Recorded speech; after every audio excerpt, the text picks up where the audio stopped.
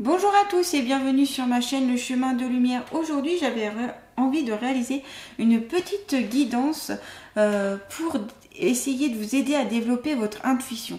L'intuition, ça peut être très intéressant pour trouver votre chemin de vie, trouver votre travail auquel vous pourriez être bien par rapport à toutes choses dans votre vie qui peuvent arriver, par rapport à votre famille, par rapport aux relations sentimentales, etc. En écoutant son intuition, on ne se trompe pas parce qu'on suit notre être intérieur.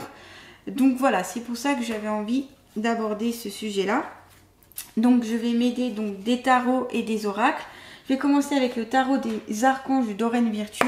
Donc s'il vous plaît, pour mes guides bienveillants et remplis d'amour, quel est le conseil que vous pouvez donner pour développer l'intuition pour les personnes qui me regardent sur ma chaîne YouTube Le Chemin de Lumière? Donc des conseils pour développer l'intuition, s'il vous plaît. Quel est le conseil que vous pouvez donner pour développer l'intuition? Alors, 9 de Michel. Inutile de vous inquiéter, concentrez-vous sur l'issue heureuse à laquelle vous aspirez. Demandez aux archanges de vous libérer de tout regret, culpabilité ou inquiétude. Donc là, c'est plutôt voir le côté positif et ne pas vous inquiéter. Se concentrer sur une issue heureuse, ça permet d'amener justement quelque chose de positif.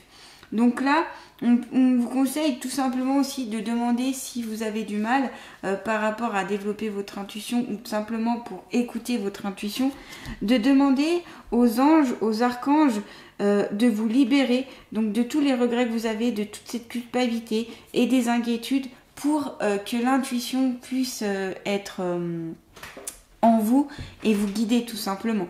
Donc là, sur cette carte, on voit vraiment un jeune homme qui est assis sur le lit et qui paraît calme, paisible.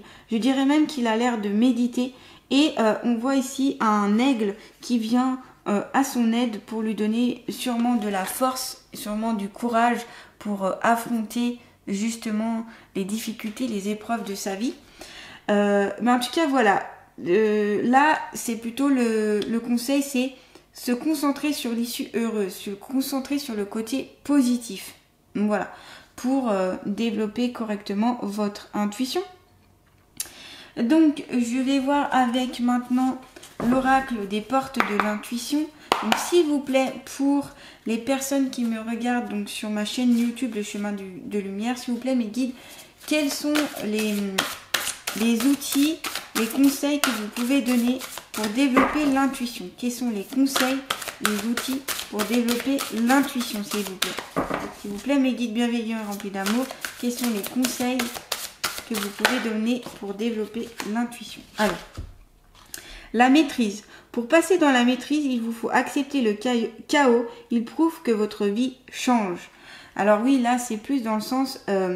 s'il y a des difficultés, des situations difficiles que vous avez vécues ou si vous vivez en ce moment des situations complexes, eh bien, il faut accepter cette complicité. Alors, ça paraît facile à dire parce que des fois, on peut avoir dans notre vie des choses vraiment difficiles, des passages difficiles.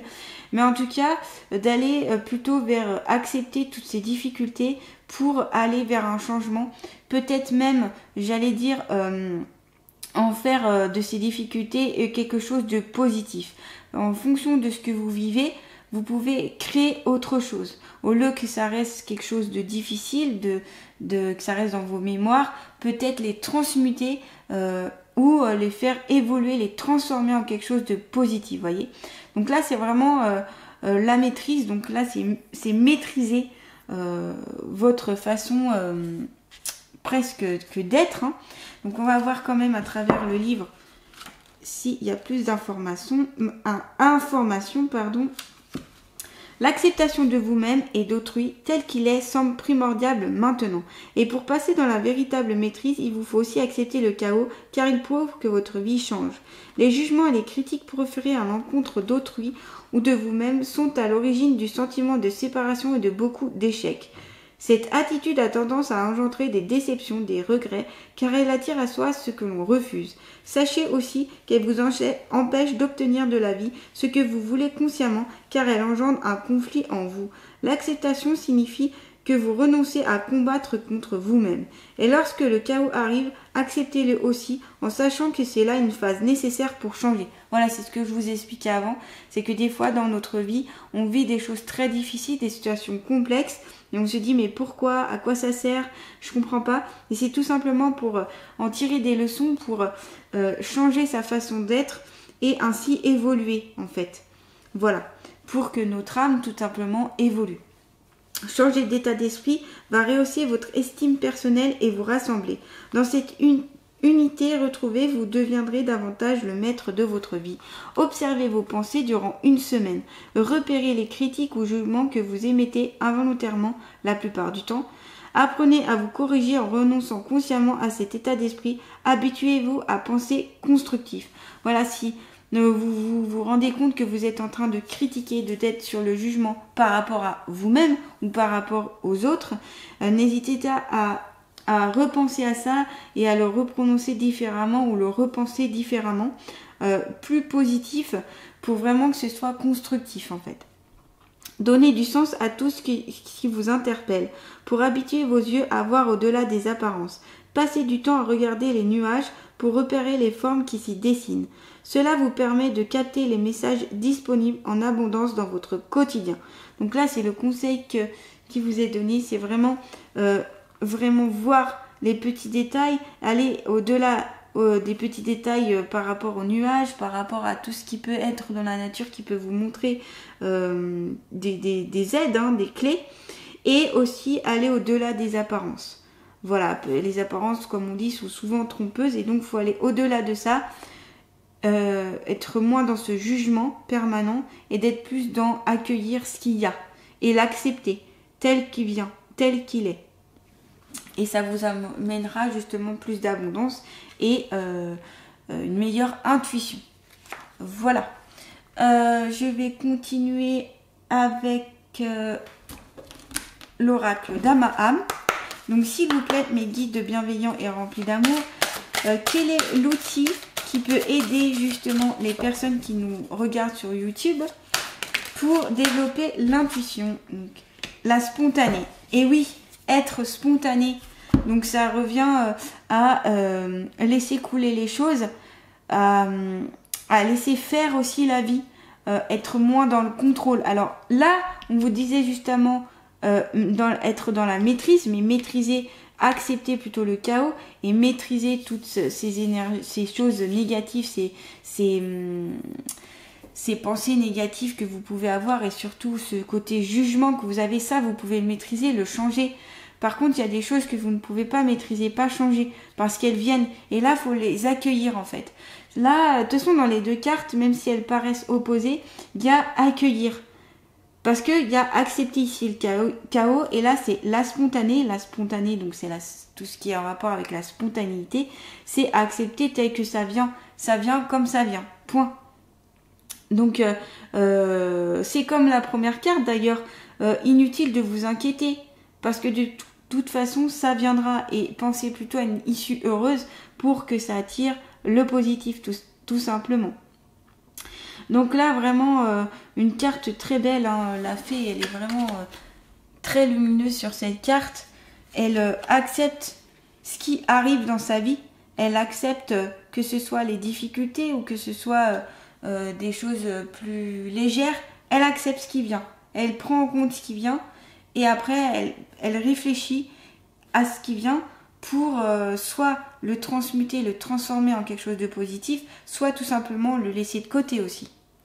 On va quand même regarder plus en détail le conseil que la fée a à vous donner en prenant le livre.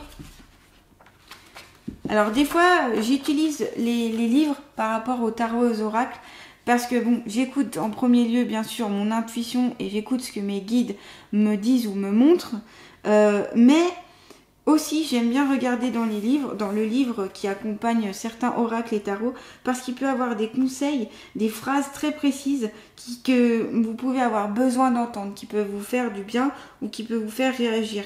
Voilà, c'est pour ça que des fois j'utilise les livres. Donc c'est pour ça que j'interprète d'abord à ma façon, par rapport à mon ressenti, et ensuite je peux prendre le livre si je trouve qu'il y a besoin d'avoir d'autres compléments. Je ne le fais pas forcément pour toutes les cartes.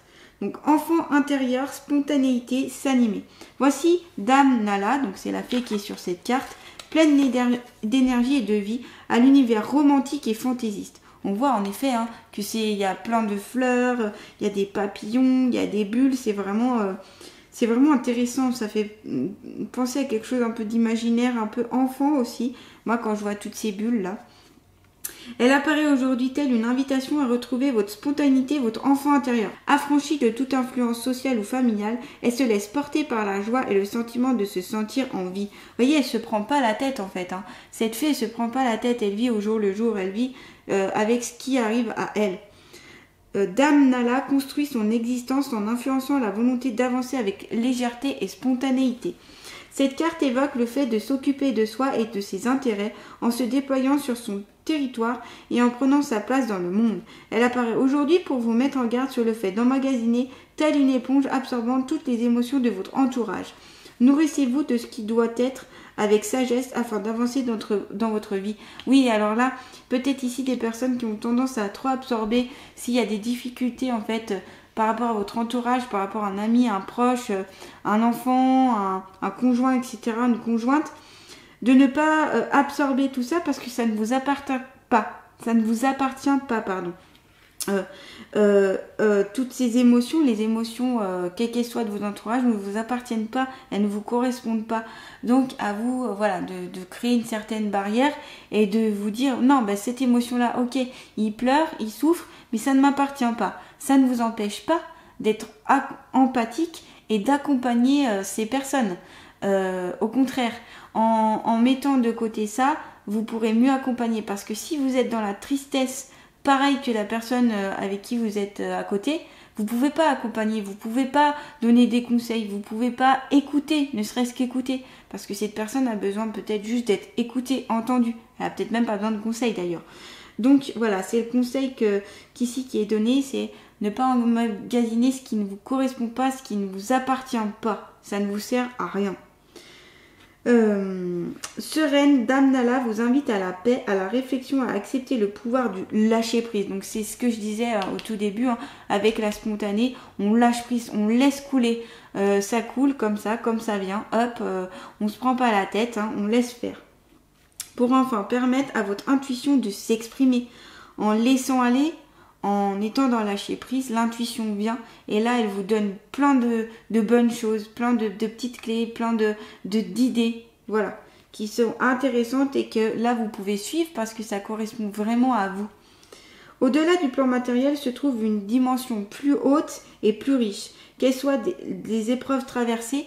Quelles que soient les épreuves traversées, rappelez-vous de vivre pleinement votre fantaisie sans vous soucier des regards des autres pour transformer votre existence. Le sourire, c'est la porte du cœur qui s'ouvre à l'autre. Souriez à la vie, tout simplement, souriez aux autres, souriez à votre existence. Malgré la difficulté, il y a toujours une aide qui peut vous être apportée, donc que ce soit par des amis, par des proches, mais par les anges, les archanges, vos guides, etc. Vous n'êtes pas seul. Donc demandez si vous avez besoin d'aide, de soutien, etc. Et à vous-même aussi, parce que vous avez des capacités, des possibilités que vous ignorez, sûrement. Donc voilà, à travers ces 3 cartes, donc vraiment avec le 9 de Michel, on peut du coup, ici le conseil, c'est pas besoin de s'inquiéter, laissez aller les choses, libérez-vous de ces regrets, de ces inquiétudes, de ces culpabilités. Là ici c'est la maîtrise par rapport à votre façon de parler aux autres, votre façon d'agir et votre... avoir un nouvel œil en fait, une nouvelle façon de voir les choses et d'être plus dans le positif pour que votre vie puisse changer et écouter votre intuition. Et là, c'est laisser aller les choses, laisser aller la situation, être léger, légère pour accueillir pleinement ce qu'il y a à accueillir et laisser de côté, rejeter tout ce qui peut être, que vous n'avez pas en fait à prendre, comme je le disais, donc les émotions des autres, les façons de voir aussi des autres et puis les critiques aussi des autres, si elles sont pas bienveillantes, ne les gardez pas. Si c'est pas dans la bienveillance, si c'est pas dans l'amour et si c'est pas pour vous faire évoluer, et ben ces critiques elles vous servent à rien. Donc hop, à la poubelle. Voilà, en tout cas, j'espère que cela aura pu vous aider pour développer un peu plus votre intuition. En tout cas, ce sont des outils ici qui peuvent être bien. Je vous conseille aussi donc, tout ce qui est la méditation. Vous pouvez peut-être aussi, ceux à qui ça parle, utiliser la lithothérapie pour vous aider à être plus dans l'intuition. Voilà. En tout cas, ces clés, n'hésitez pas à les utiliser, ces petits outils. J'espère que cette guidance vous aura plu. N'hésitez pas à partager, à liker. Et je vous dis à très bientôt pour une nouvelle guidance sur un thème différent. Merci à tous. Prenez soin de vous.